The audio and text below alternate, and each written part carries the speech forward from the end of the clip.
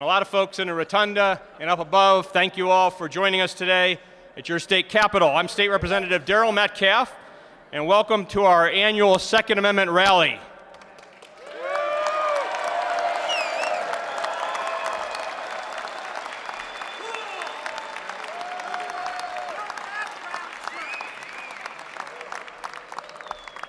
Hopefully we had everyone make it in off the buses. I know I was sent a picture earlier showing a long line of folks trying to make it through security. So hopefully we've got everybody in here now. If some stragglers are coming in, hopefully they won't miss too much.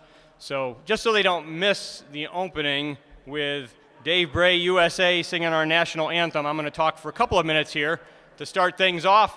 I'm State Representative Darrell Metcalf from Butler County, the 12th District, and was driving... Thank you.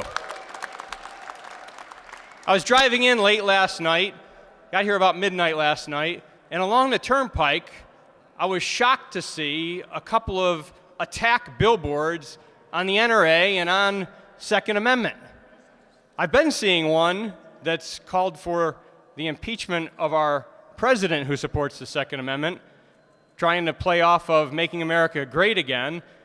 And it's right in the heart of Pennsylvania where I'm sure the community, the majority of the community in that area must be extremely offended by the message they're seeing on that billboard in their area of the state. The left has gone crazy.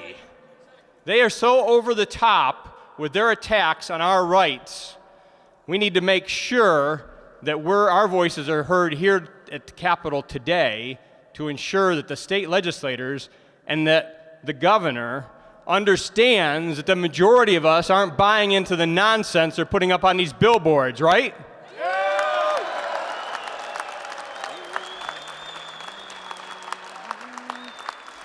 You know, as a veteran, I raised my hand, I swore to uphold and defend the Constitution. And that wasn't a temporary oath for me. I've taken that oath similar, adding in the Pennsylvania Constitution once I became a legislator. As a veteran, I swore to uphold and defend the U.S. Constitution. As a legislator, I've sworn to uphold and defend the U.S. Constitution and the state Constitution.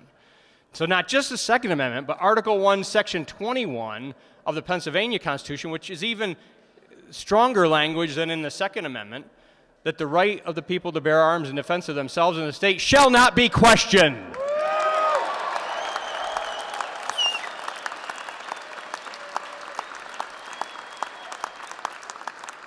And we need to make sure today that in the halls of this Capitol, legislators and the governor understand, and the Supreme Court here understands, we will not allow our Second Amendment, our right to bear arms under Article 1, Section 21 of the Pennsylvania Constitution, to be questioned by them or anybody.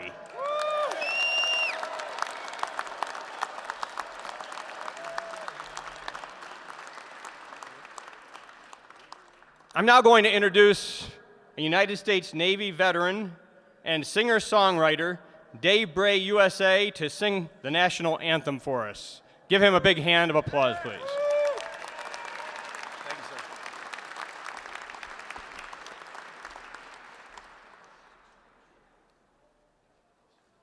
You know, before I do this, I got to ask one quick question. Do we have any patriots in the house today?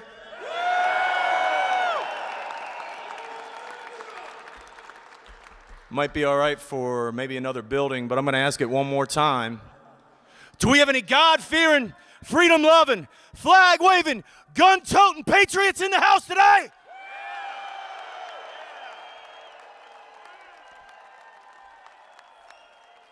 Let's sing our song together.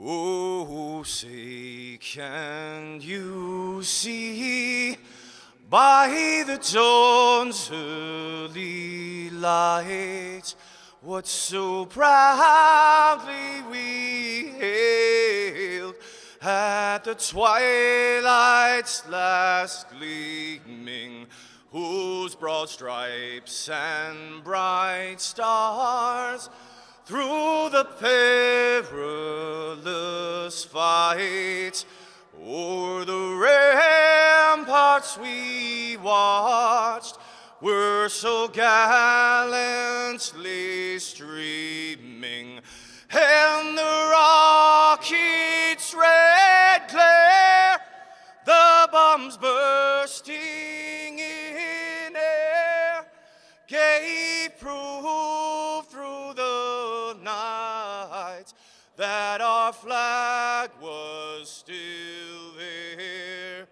Oh, say does that star-spangled banner yet wave o'er the land of the free and the home of the brave. One more time.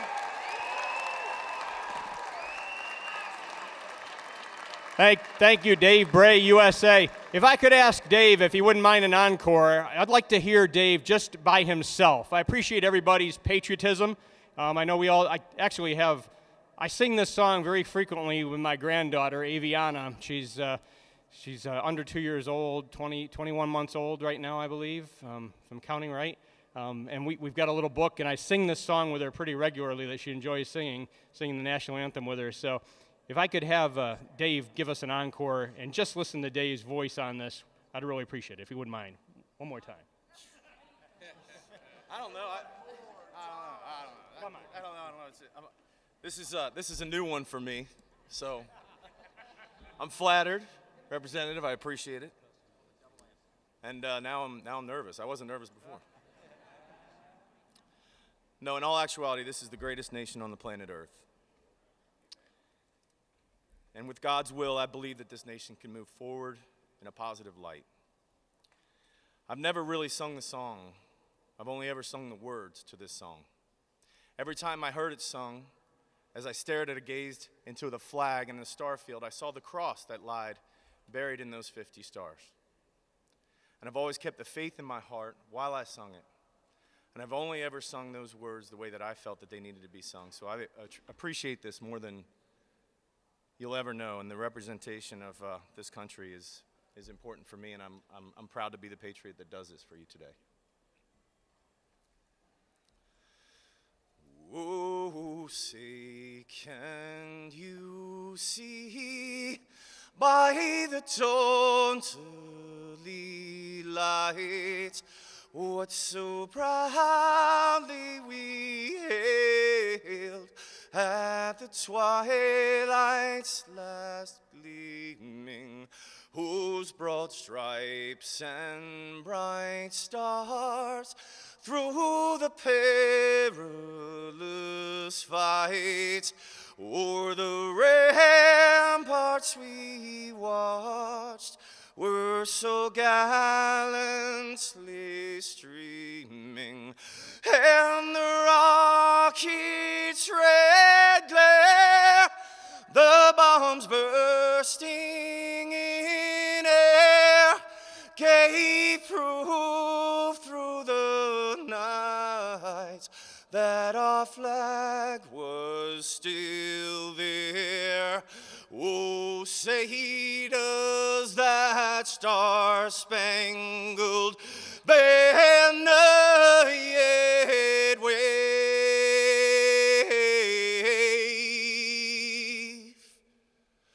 o'er the land of the free and the home of the brave.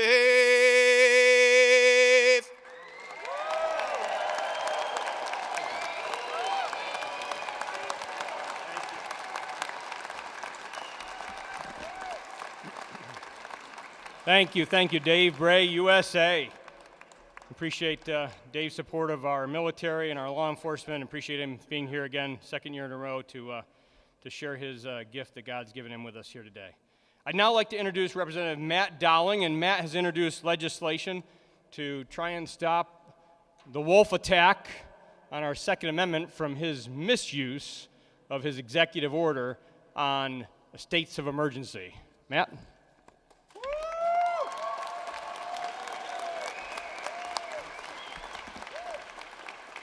Good morning. On January 10th, 2018, Governor Wolf declares the heroin and opioid epidemic a statewide disaster emergency.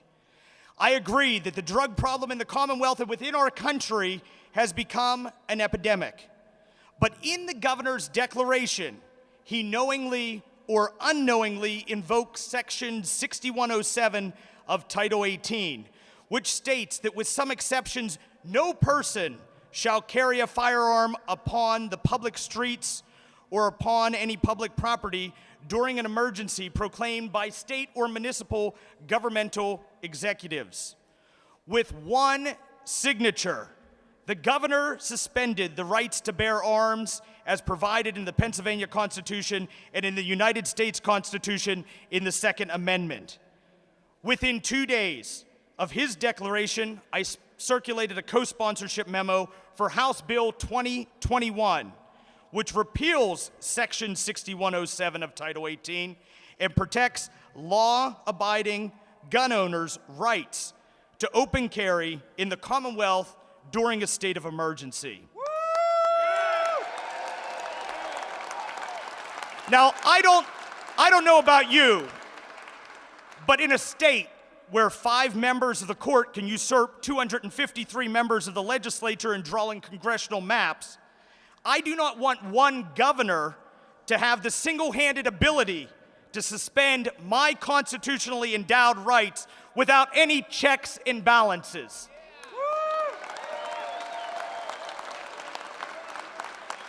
Our forefathers knew that the rights to bear arms were not just about hunting for sport. It wasn't just about protecting your own home.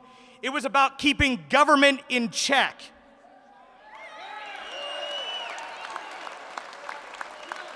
Those who fight to limit your Second Amendment rights like to talk about the size and type of weapon you should or shouldn't be allowed to carry.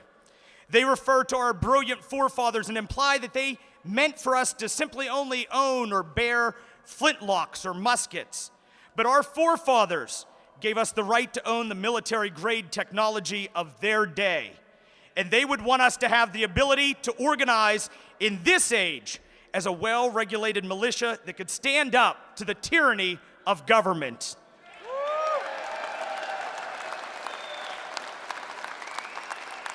My bill, House Bill 2021, would eliminate any governor's ability to limit the right of the citizens to bear arms in defense of themselves and the state during times of a disaster, times when one would assume that things like violence, looting, or extreme behavior would be more than likely to take place, the times when we need the ability to keep and bear arms. House Bill 2021 would limit the power of the governor from suspending the necessities to the security of a free state and the right of people to keep and bear arms, a right that shall not be infringed. The state of emergency we're living under today is an emergency where law-abiding firearm owners are being kept from protecting their families, their properties, and quite frankly, the Commonwealth. The true state of emergency that we're in right now is that good, hardworking people like yourselves have to take a day off from work to come to Harrisburg to stand your ground and to join together as one voice in saying that our rights as Americans and as Pennsylvanians will not be taken away. Ladies and gentlemen, I commend you and I applaud you.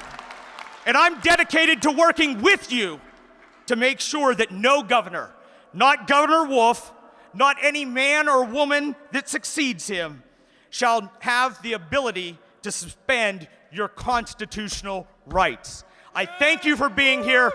God bless you.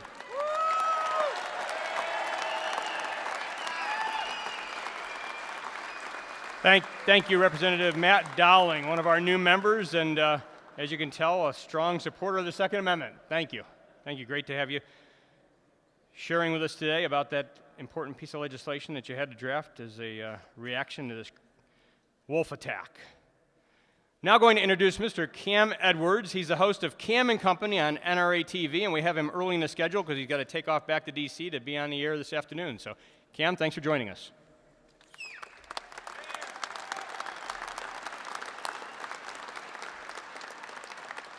Thank you very much. I'm looking forward to telling our audience and the world this afternoon about each and every one of you gathered here today, and I really appreciate you being here. I have to say, you don't look like monsters to me.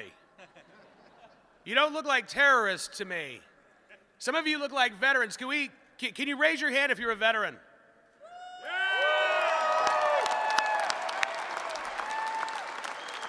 Can you give us a shout if you are a mom or a dad? Now, a follow-up. Give me a shout if you're a mom or a dad who cares more about your guns than your kids. These are the lies that are being told about you and me and every other law-abiding gun owner every day right now.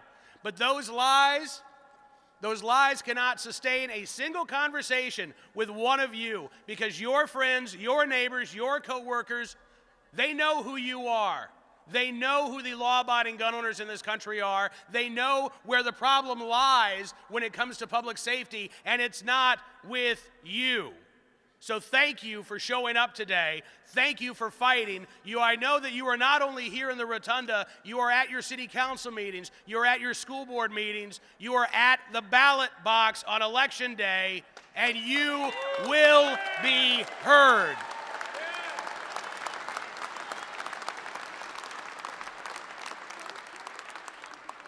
I have been hosting Cam and Company for 14 years. I've had the opportunity to meet a lot of you here today, and I got to tell you, the gun owners in Pennsylvania that I've met are some of the nicest, kindest, most caring individuals that I've ever had the honor to know. I gotta share something real quick. I had a stranger come up to me just a couple minutes ago. He said, "My wife wanted you to have this. This is a prayer shawl for my wife who's currently going through cancer right now." This is who gun owners in Pennsylvania are. They care about strangers. They care about their communities. They care about their states. And yes, they care about their rights. You keep fighting. You keep talking. You keep explaining to lawmakers and those who don't understand what this issue is all about. The right of the people to keep and bear arms shall not be questioned. And yet, we've got issues. As the lawmaker just said, you've got an opioid crisis in Pennsylvania. We've got an opioid crisis around the country. We've got violent crime that's been increasing in the last couple of years. There are things that we can do to make Pennsylvania safer, but it's not going to come from infringing on your rights. Yeah.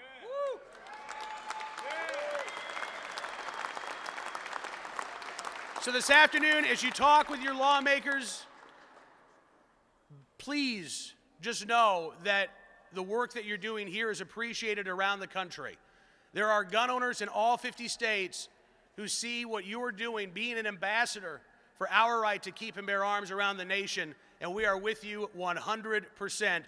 Thank you for being here. Thank you for fighting. Thank you, and continue on.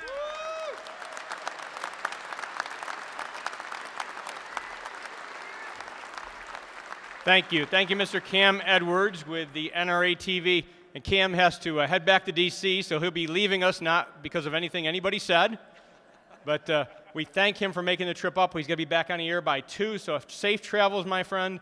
And I'm sure as a result of mentioning your wife today, many more people will be praying for her speedy recovery. We wish her the best. And have a good day.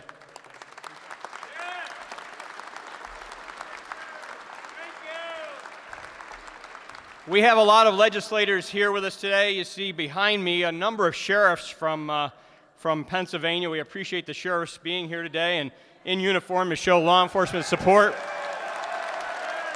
Law enforcement support for the Constitution, right?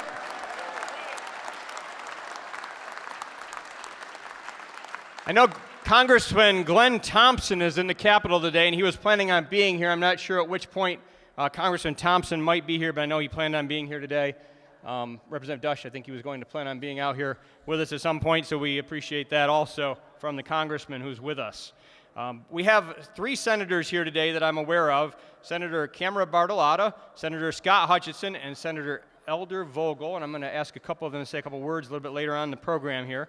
We have a lot of House members behind me also, and I'm going to mention some of those and I'll mention some a little bit later, but the list of those that RSVP'd today to be here is Representative Steve Bloom, Marty Causer, Jim Christiana, Bud Cook, Becky Corbin, Linda Culver, Russ Diamond, Matt Dowling, you heard from, George Dunbar, Chris Dush is here, Eli Evankovich is next up on our speakers list, Garth Everett, Mindy Fee I saw, Jonathan Fritz, Keith Griner's over here to my right, Seth Grove, Marcia Hahn, here's Congressman Thompson, Representative Doyle Heffley, Dave Hickernell, Representative Kristen Hill, Rich Irvin, Lee James, Barry Joswiak, Rob Kaufman, Don Kiefer, Fred Keller, Mark Keller, Kate Klunk, Jerry Knowles I saw, Bill Kortz, Ryan McKenzie, Zach Mako, Dave Maloney, Jim Marshall I saw here. He's got a bunch of folks from Beaver, I believe, with him here today too. Representative Kurt Mazur, Representative Carl Metzger I saw back up behind me, Dave Millard's off over to the left here, Brett Miller, Eric Nelson, Ted Nesbitt, Donna Oberlander is also our caucus secretary of the Republican caucus, Jason Ortitai. Tina Pickett was early. Jeff Pyle, you'll be hearing from. Jack Rader. Kathy Rapp is over here to my left. Harry Reedshaw was here. I know Harry had another meeting to run off to. Our majority leader, Dave Reed, was planning on being here today. Representative Reese, Brad Roy, Frank Ryan. Rick Saccone is here off to my left. More importantly, Rick's wife is off to my right. Representative Stan Saylor, who's our appropriations chair, Paul Schummel, Kurt Sonny, Craig Statz, Will Tallman, and Mike Tobash. Representative Jesse Topper, Justin Walsh, Judy Ward, Ryan Warner, Park Wentling, and Dave Zimmerman. I'm sure I might have some more to announce later. Before we ask Eli, if I could ask Congressman Thompson to give us a couple words, since he's here, on his support for the Second Amendment.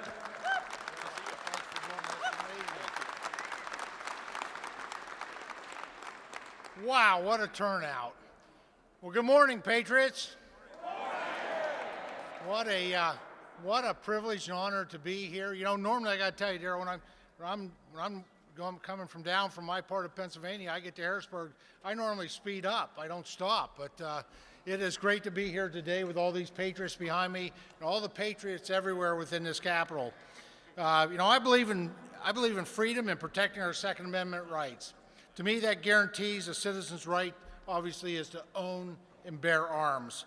And our Second Amendment really is this country's original homeland security, isn't it? Yes. Yes. Now, where this right is freely exercised without government infringement, our citizens live with a freedom, with a deterrent, and a defense to violent crimes. And sadly, the Second Amendment rights are under attack. We know that. We see that. I see that in Washington every day. The liberals, far left, have finally made their intentions clear. And someone's probably already shared this morning, but if they did, it's worth repeating because it is so transparent today. Retired Supreme Court Justice John Paul Stevens, who just a month ago made it abundantly clear when he called for the repeal of the Second Amendment. Now, we have a duty. And it's our duty to respect and defend the freedoms our Constitution guarantees. This retired justice is obviously no student of history. Eldridge Gerry, vice president under James Madison, wrote, "Self-defense is the primary law of nature, with no subsequent law of society can abolish. This primary principle, the immediate gift of the Creator, obliges everyone to remonstrate against the stride of ambition and a wanton lust for denomination, and to resist the first approaches of tyranny." Roger Sherman, who was a busy man, he's a signer of the Declaration of Independence, signer of the Declaration of the 1774 Continental Association, the 1776 Declaration of Independence, the 1781 Article of Confederation, and the Constitution of 1789, offered this guidance on our Second Amendment rights. And he said, "Sad will be the day when the American people forget their tradition and history and no longer remember the country they cherish and the freedoms they hope to preserve were born from the throes of armed resistance to tyranny and nursed in the rugged arms of fearless men." Boy, they had good words back there, didn't they? They sure did, yeah.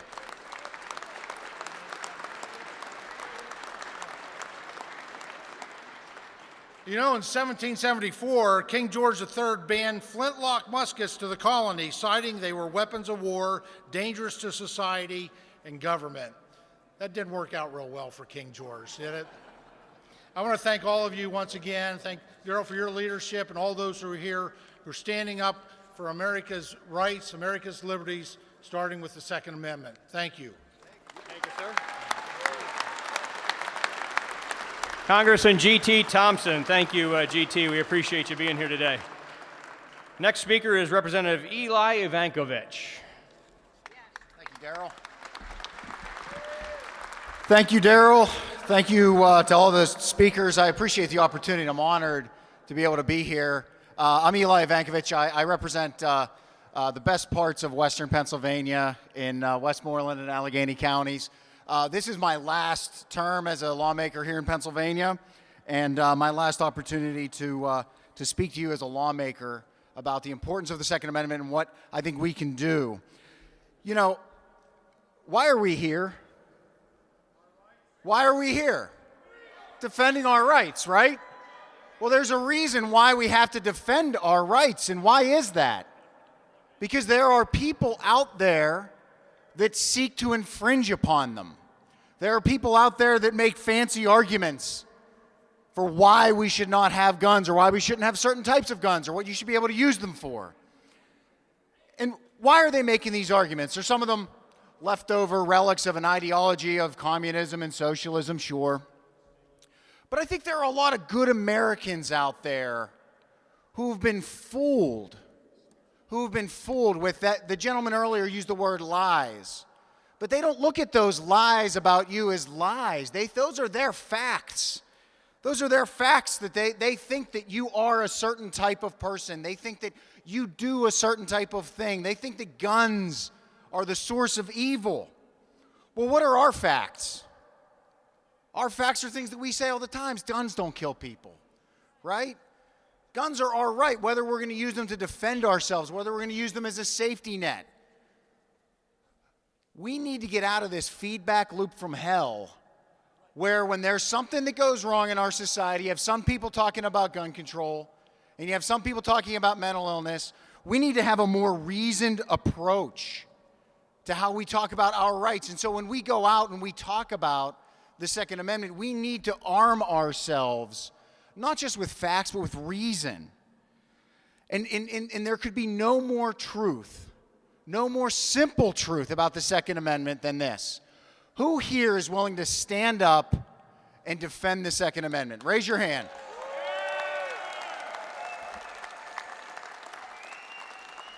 Who here believes that if government tries to take away your gun through whatever means, that it is infringing upon your right? Who believes that?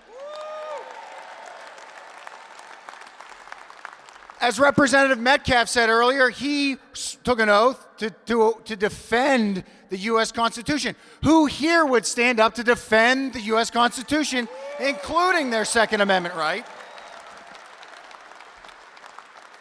So why then do lawmakers in our state capitals and in Washington, D.C., why do they seek to attack a right that tens of millions of Americans would stand up to defend? We need to push away that control, and we need to go at this issue from a very reasoned perspective. We have a violence problem in this country. Let's solve the violence country, but not in a way that these tens of millions of people won't stand up and fight vigorously against. Let's exhaust all options first. Will you continue to stand with us to defend the Second Amendment? God bless you.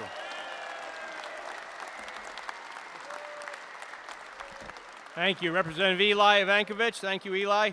We now have one of those individuals that does a lot of fighting in the trenches, on the ground, in the courts, and that's Joshua Prince. Attorney Joshua Prince, you're one of the premier Second Amendment attorneys in the U.S. Thank you, Daryl. Woo! It's great to be back once again in front of all of you warm-blooded patriots. It's a distinct honor and privilege to be here in front of all of you.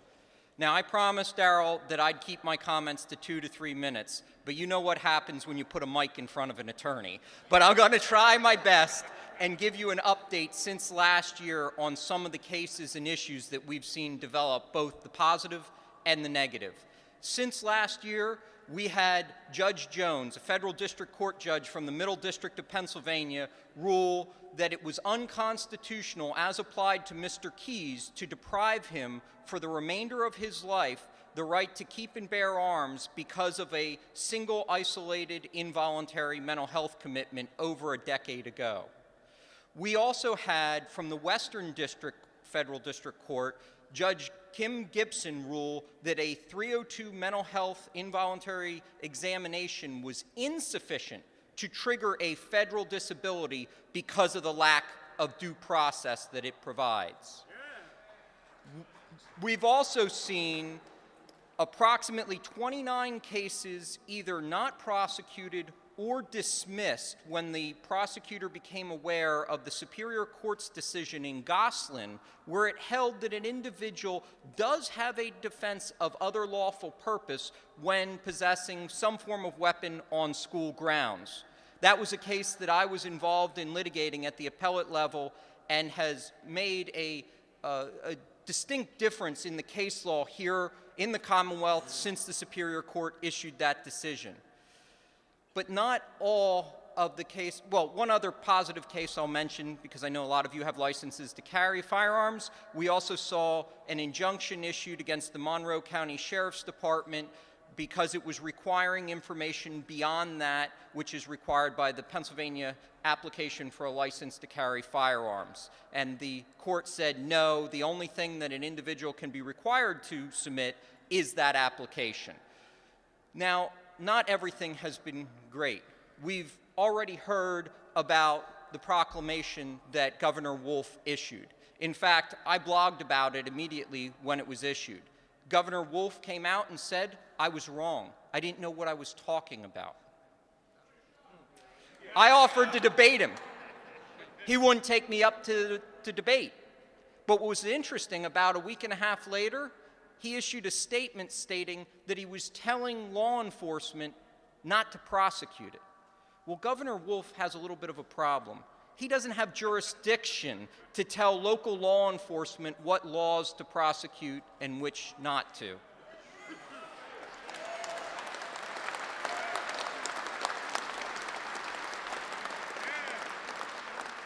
But that's not the only issue we've seen. We currently have the Pennsylvania Supreme Court taking up a case to decide whether it constitutes reasonable suspicion of criminal activity merely because an individual carries a firearm. And we already have case law from the Pennsylvania Supreme Court, Commonwealth versus Hawkins, where the Pennsylvania Supreme Court previously declared that it does not constitute reasonable suspicion. I'm gravely concerned about what the Pennsylvania Supreme Court is prepared to do in that case, Commonwealth versus Hicks. We've also seen a plethora of issues, such as State Representative Sims making disparaging remarks about gun owners, calling them gun-fundamentalists and ammo-sexuals. Yet neither the media nor his party has made any statement regarding this. He has never apologized, nor has anyone called on him to resign. Worse yet, he has deleted pro-Second Amendment statements from his public Facebook page in violation of the First Amendment. And yet the Ethics Committee has done nothing. We have a lot of issues in front of us.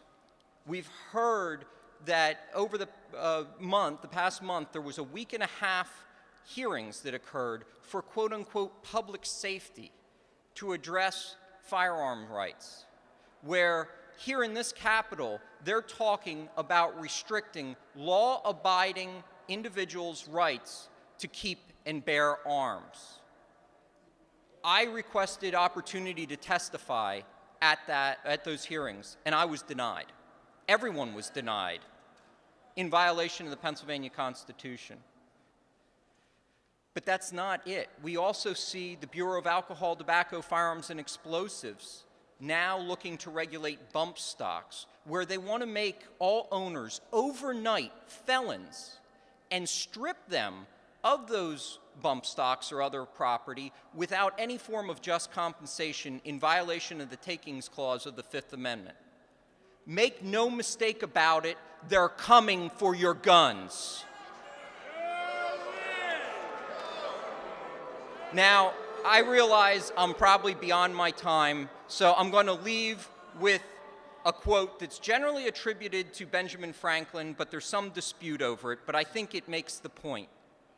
Democracy is two wolves and a lamb having a vote over what to have for dinner. Liberty is a well-armed lamb contesting the vote. Go make your voices heard. Thank you.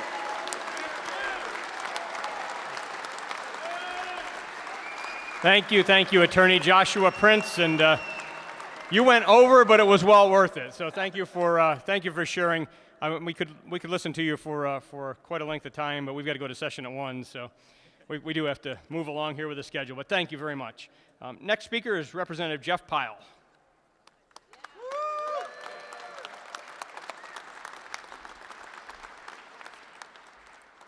You will notice I have nothing up my sleeve and speak only from the heart. This is what, 10 or 12 of these you've done, Darrell, and I've been here for every one. I'm proud to tell anybody that'll listen, I come from Armstrong County and represent parts of Butler and Indiana as well, the 60th legislative district. Now, if you've not heard, in the latest census report, they did a study on how many households have guns. Yes, my friends, Armstrong County is 4th in the entire nation in per capita firearms.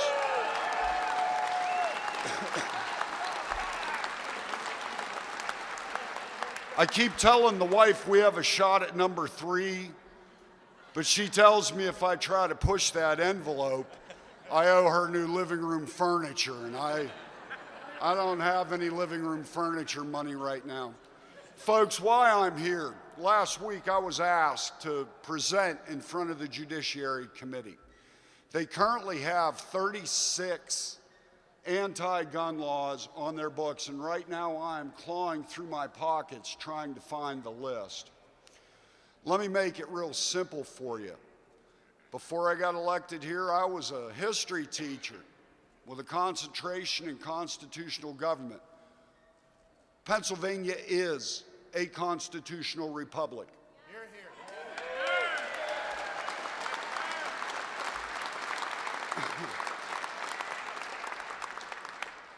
Now, the way this works is you guys go out and you pick somebody that's going to speak for you.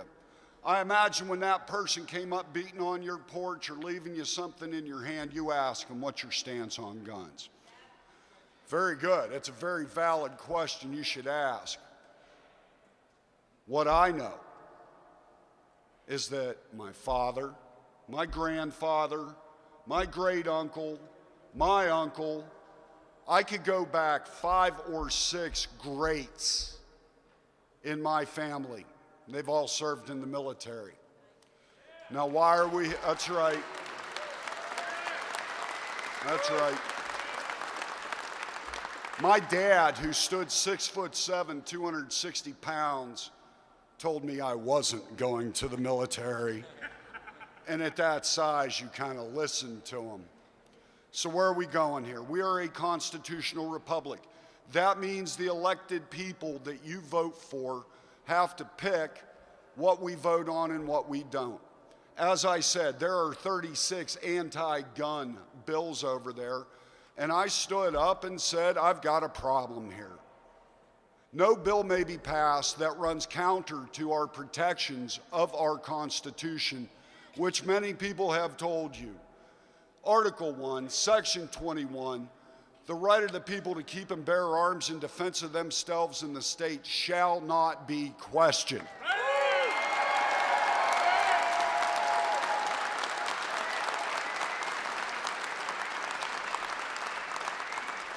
"230 years of repeated court rulings have reaffirmed Article 1, Section 21. And I looked behind me as I stepped up here. I want to compliment you on that banner. I won't comply either. That's right.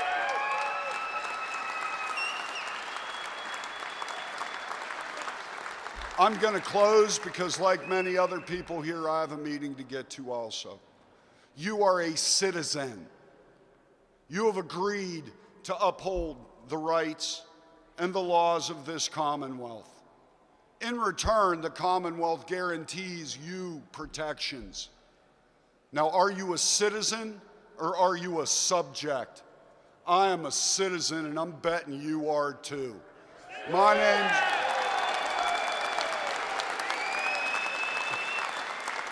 name's Jeff Pyle. Thanks for coming out today. Daryl, I appreciate it. Thank you. Thank you, Representative Jeff Pyle. Our next speaker is a gentleman who's been with us for many, many years at our annual rally. We appreciated his support in making the trip up from Virginia so many times over the years. Mr. Larry Pratt, Executive Director Emeritus of Gun Owners of America. Larry.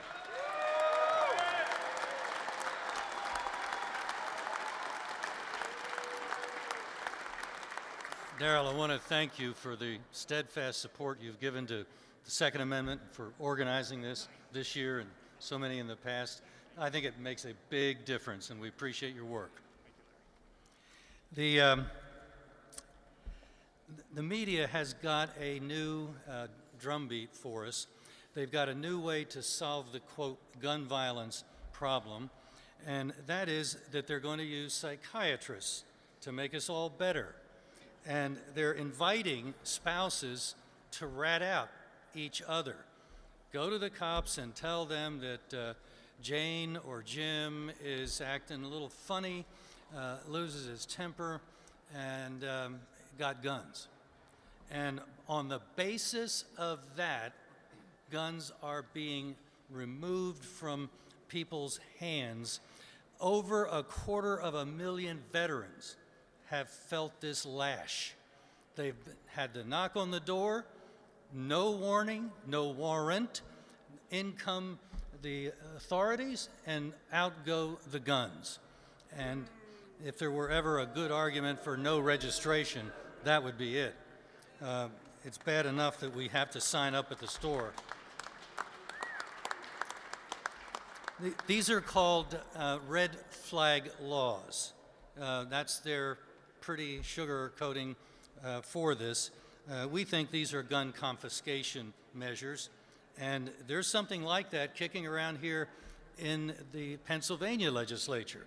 So I would challenge everybody here that you've got your work cut out for you right here in River City. There are people that think that we ought to grab the guns first, and then they will give you an opportunity, maybe 3 weeks later, to hire an attorney, cha-ching, and then come into court, take all that time off, and you'll probably lose because you'll be before the same judge that signed the confiscation order.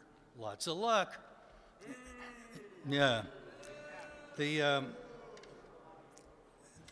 only standard that would have to be used in this measure is that whether or not the owner represents some danger.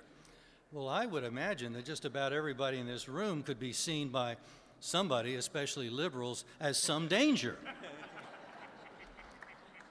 So, guys, I would say this is the place, this is the time to contact your legislators and tell them that the so-called red flag law is a gun confiscation law. It would have been happily used in a place like Cuba or Nazi Germany or Soviet Russia. It doesn't belong here.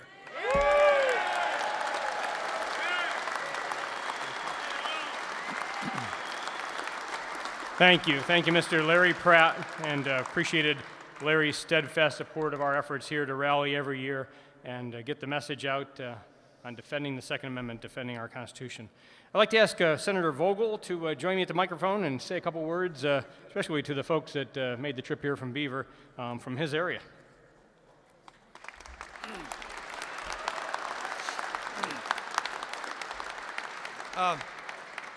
Thank you, Representative Metcalf. Good morning, everyone. I want to welcome all Pennsylvanians here who support the Second Amendment. It's a great day. It's a great group of people here today. And like he said, I know a lot of people took off work today to come here, but I want to especially thank 4 busloads of people who got up at 3 or 4 o'clock this morning for the 4-hour bus ride.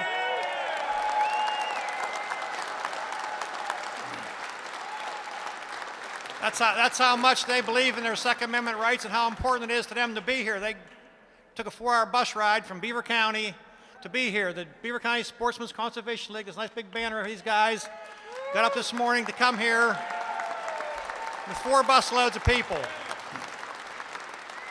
So I want to thank them for coming because they, as well as everyone in this room, realize how important our Second Amendment rights are and how we need to be here. Because like I tell everyone, it's a squeaky wheel that gets the grease. And now you're not here supporting your clause, and you're not sitting at the table. Somebody else will sit there in your place, and they will do what they want to do, not what you want to have done. So I want to thank them for coming today, especially. I want to also thank Sheriff Guy and Sheriff Shoup from Beaver County and Butler County. They're here as well with the sheriffs today. So thank you, everyone, once again, and enjoy your day here in Harrisburg. Thank you. Thank you, Senator Vogel. The Senate is not in session, as I understand it, today. They'd canceled their session today, and we had some people that were kind of wondering if the House might do the same. The House didn't. That's why you see many House members. We have dozens of House members here. But Senator Vogel, Senator Hutchinson, and Senator Bartolotta, who I'd ask to come to the microphone and say a couple words quickly, if you don't mind joining us quick. I kind of sprung that on her last minute. But Senator Bartolotta also. So we have 3 senators that took time to join us today, even though they weren't scheduled for session, and we appreciate them being here. Senator Bartolotta. Thank you so much, Representative Metcalf. And thank you for doing this for all of these years. It's truly a wonderful rally, and it's incredibly important. And I don't care if the rest of the building is empty. To have all of you here voicing your concerns and your desire to protect our Second Amendment right is amazing. So thank all of you for being here and making it all the way from Beaver County. I represent part of Beaver County, Greene County and Washington County, so it's the farthest corner of Pennsylvania, and I wouldn't miss this for the world. I'm a daughter of the American Revolution. Thank you. My grandfather was on the ground crew of the Enola Gay. My son just became a newly minted United States Marine this summer. Hoorah!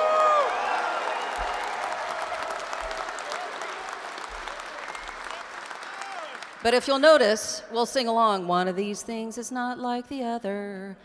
I don't look a whole lot like the other fellas that were up here speaking.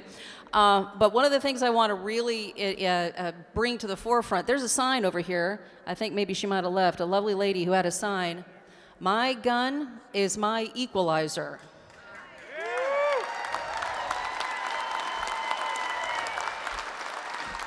And not to be a little too dark, but when I was only 6 years old, my mother was abducted and brutally raped for 2 days. And if she had had the ability, the training, and the forethought to be carrion, that story would have ended a lot differently. That is a story that is all too common. 90% of assaults on women are done without a weapon. No weapon. So yes, my gun is my equalizer.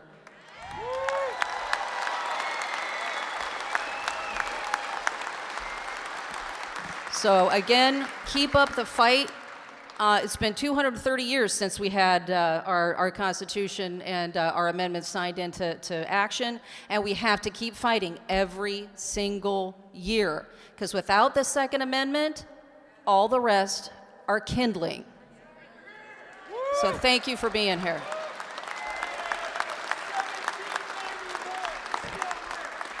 Thank you, Senator Bartolotta. Thank you, Senator Bartolotta. I'd now like to ask Sheriff Mike Sloop from Butler County to join me at the microphone.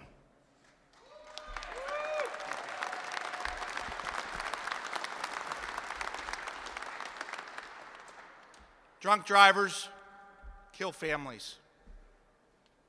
Deranged people using bombs kill people. People that want to harm you with a knife will kill you. These people are prosecuted. And I want to know why The NRA is blamed for gun deaths.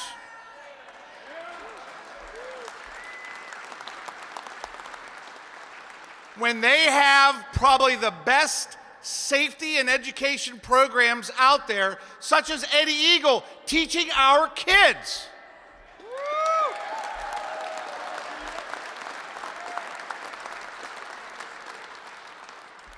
So I made an independent decision. I've asked no one else to join me because I felt it was for my office that I put out an order telling my deputies they're not allowed to use certain airlines, certain hotels,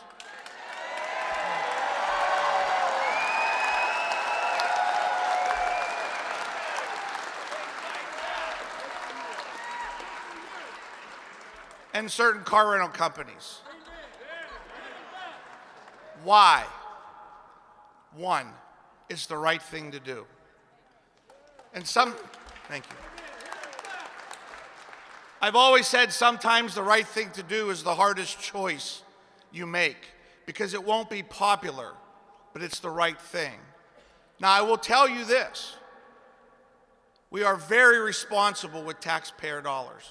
We will continue to be responsible with taxpayer dollars. I believe in this decision. I've taken some hit, I've taken some criticism, and I'm gonna tell you, if I get crucified, I'll be in damn good company.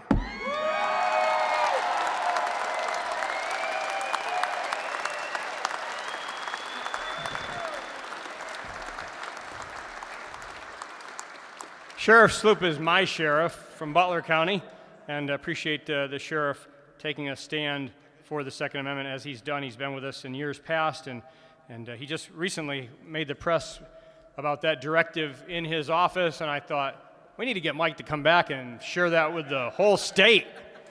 A lot of sheriffs here also, so. We have a few other legislators that joined us that I didn't mention on the first go-through. Representative Sue Helm, Representative Tom Sankey, and another senator, Senator John Eichelberger. Thanks for being here today, even when you're not in session. Matt Shipley, could you raise your hand? Matt Shipley is a Navy SEAL. Thank you, Matt. Paul Mango, can you raise your hand? Paul Mango is a U.S. Army Ranger. We have the SEALs and the Rangers here today. And I saw you two guys standing in the crowd and just wanted to mention that. Do we have a lot of veterans here? Veterans, raise your hands again. Some of those veterans may have been Rangers, may have been airborne, may have been SEALs, but two of the gentlemen I know that serve in those elite forces, the Navy SEALs and the Army Rangers, two that served in those elite organizations in our military, and we thank you for your service. Thank you to our veterans here today for your service, and we're all standing together in defense of the Constitution, right?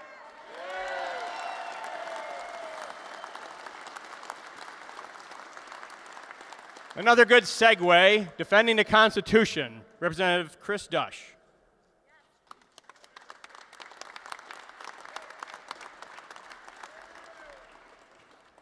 Thank you, Darrell. Thank you, Darrell. And wow, what a group. And I'm going to follow up on what you just said there. I was sitting in Baghdad in 2009. I'm a retired Master Sergeant from the 193rd Special Operations Security Forces with the Air National Guard. When my son called me up and told me, Dad, I'm going to the Air Force, I'm going pararescue. Now, we have men and women in this Commonwealth who have taken an oath to support and defend the Constitution of the United States and Pennsylvania against all enemies, foreign and domestic. My son just lost 4 guys from his unit. A guy that went through the pipeline married my niece. He's in Syria right now. He lost 2. Yet we have people in the legislature and in our Supreme Court here in the Commonwealth of Pennsylvania who don't see fit to uphold the oath that they've taken.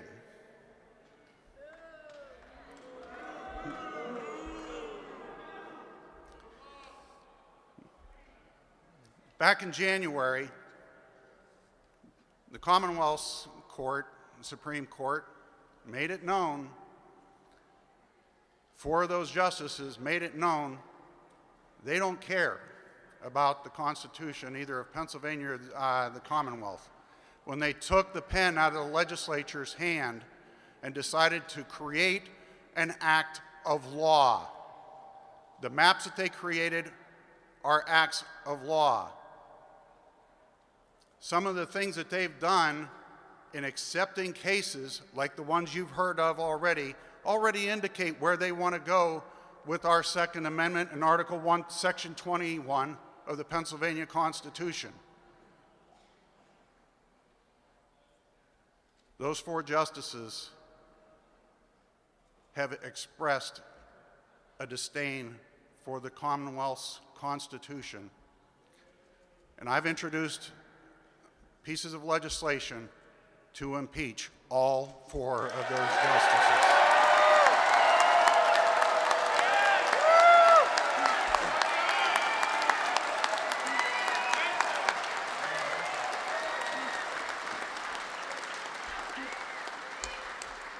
I look around here and I see children, I see young and old, people who understand the basics of what our Constitution is and where it came from and the reasons why the crafting of that Constitution was so important. It's sad that right now we live in a time when we forget some things like effective citizenship begins with a good working knowledge of the Constitution. Very few Americans, including those serving in the higher levels of government, possess an appropriate level of understanding of our Constitution. Truly being an enlightened American citizen requires 3 aspects of constitutional knowledge. What does the Constitution actually say? What did the Founding Fathers mean by the words of each of the phrases and clauses? And in the years since drafting and ratifying the Constitution, how has the Supreme Court ruled on the various parts of the Constitution? That's Michael Ferris. For those of you who don't know, he's a constitutional scholar, a constitutional lawyer who's been fighting for over 30 years to support and defend the Constitution of the United States. He's also a founder of Patrick Henry College, where they actually teach the Constitution. They're kicking Harvard's, Yale's, Stanford's law butts in mock court debates. They're number 1.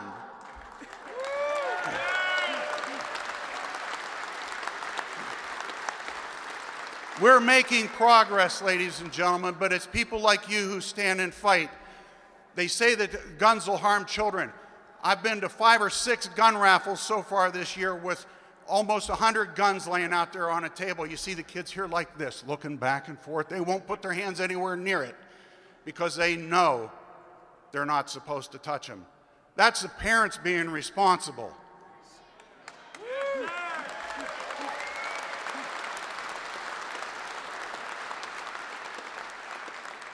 I'll leave with this.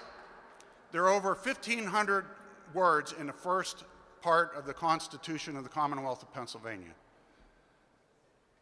Those 1,500 words are the Declaration of Rights of the Commonwealth of Pennsylvania, and it's the rights of the people, not the government.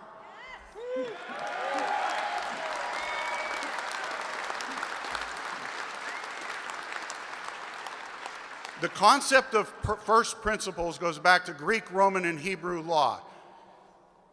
If you've got any questions down here in the bottom, refer to the first. Well, I got news for the Supreme Court in the Commonwealth of Pennsylvania. They're 4th on the list. You, the people, are first. Your elected representatives are second. Then comes the law. Then the executive branch gets to execute the law, and the Supreme Court plays referee like at the NFL. Ladies and gentlemen, you own the government. It is your state, it's your nation. Don't let anybody ever tell you different. There's a reason why our Bill of Rights comes first. God bless you.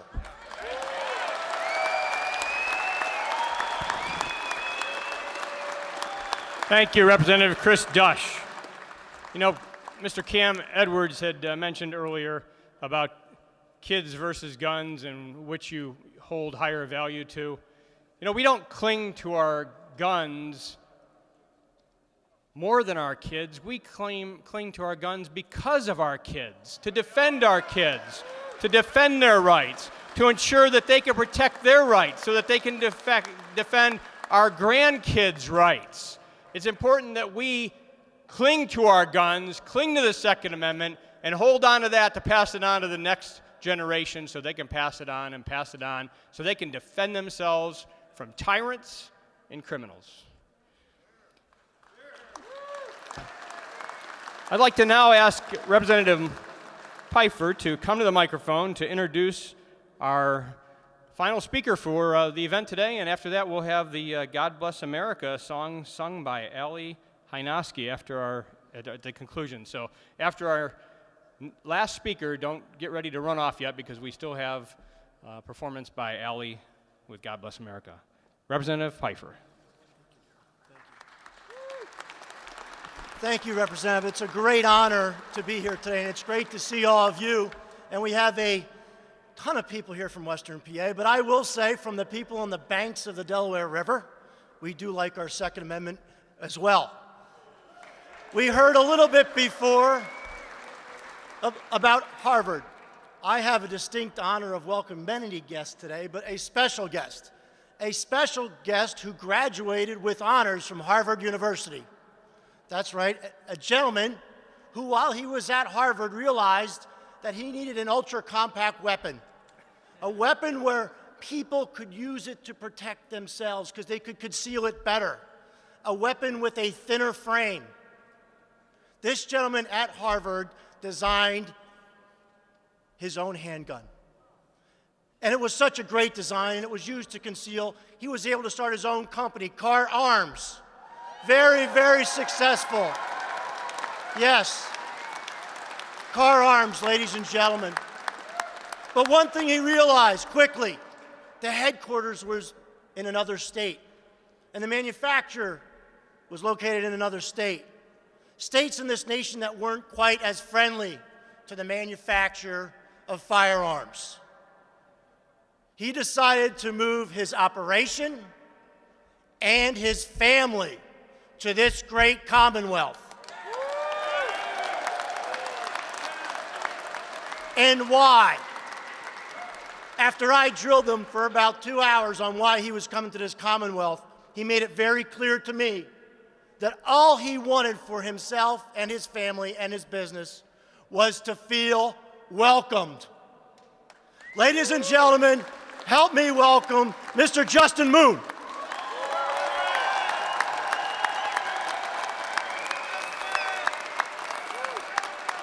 Hello, Pennsylvania. God, I love this state. Thank you.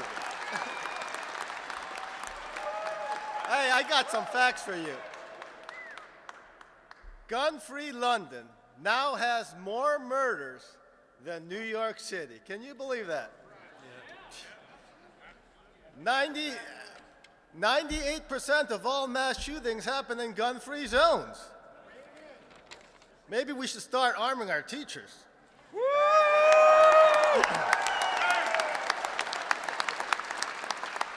You know, as our government grows, our freedoms yield. Power corrupts, and absolute power corrupts absolutely. We've seen the politicized DOJ and FBI give Hillary Clinton a free pass for apparent crimes while harassing President Trump for a non-existent Russian conspiracy. Today, we stand at a crossroads. We are forced to choose for ourselves and our children what kind of country we will have to pass on to them. Will we value the gifts of liberty, or will we forsake our inheritance for the false promise of security? When our founding fathers established this nation, they enshrined the rights of kings in our Bill of Rights as the rights of all citizens. The right to own private property, the right to conscience, and the right to bear arms to defend both property and conscience.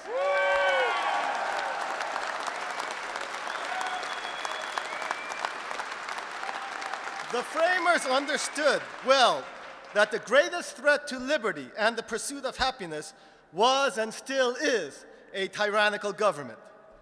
The 20th century has borne witness to the democidal inclinations of overgrown governments, imperialism, communism, and National Socialism, which have murdered 260 million people in the last 100 years during times of peace. In the same 100 years, only 25 million people have been killed by criminals. The truth is, you are 10 times more likely to be killed by your own government than you are to be killed by a criminal.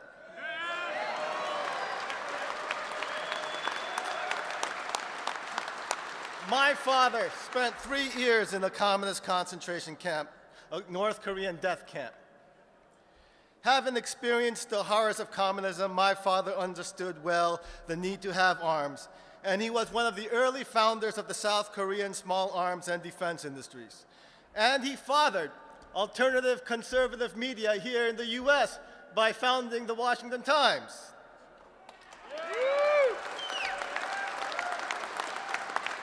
My father knew that freedom existed because good, God-believing people had guns.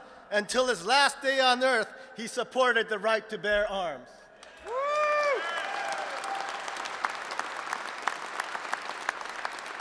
Yet today in America, nearly half the millennials identify as socialist.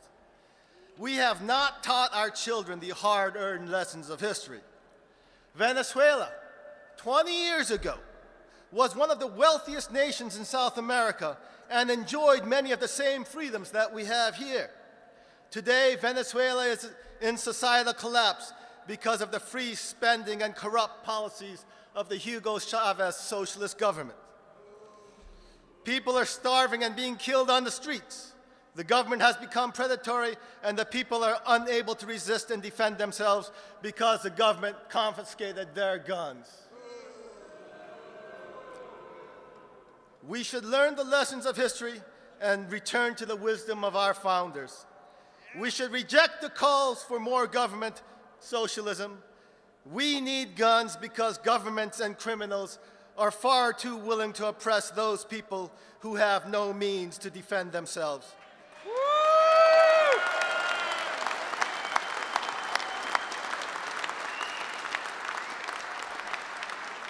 For me, the choice is clear.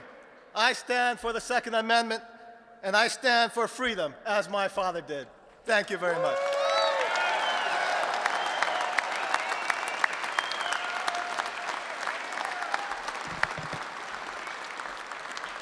Thank you very, very much, Mr. Justin Moon. And as Mr. Moon said, he's the founder of Car Arms.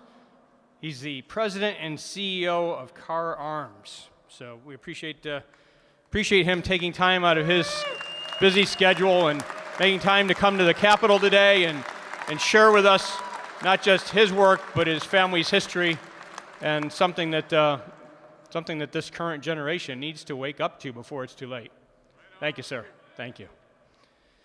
We now have Ms. Eli Evankovich, and Eli has sung for us in the past. She's opened up in the past, and we kind of switched things around with Daybreak USA today, and asked Eli to follow up, close out our event today with God Bless America. Eli?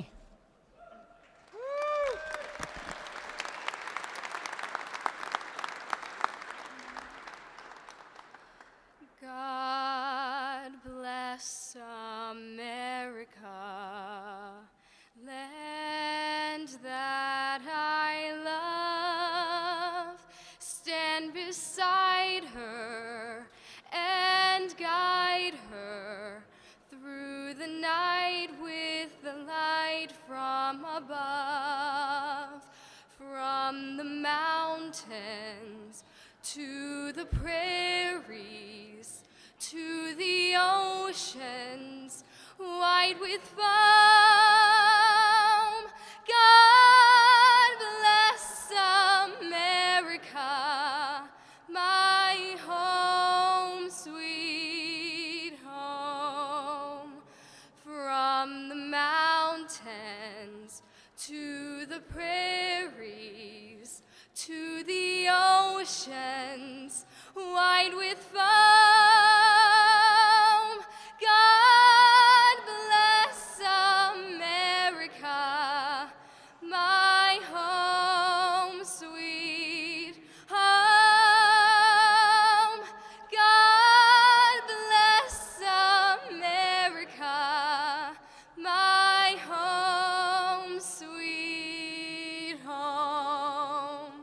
Thank you. God bless America.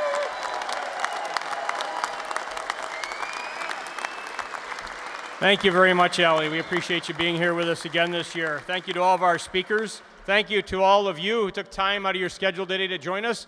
Now, I understand that many of you will be breaking up into teams to lobby throughout the day and throughout the halls with either staff or members of the legislature. I would encourage you, if you're not already on a team, to just do some of your own lobbying. Become a citizen's lobbyist today. Make sure that your government hears your voice and that they know you want your Constitution defended. Everyone have a great day.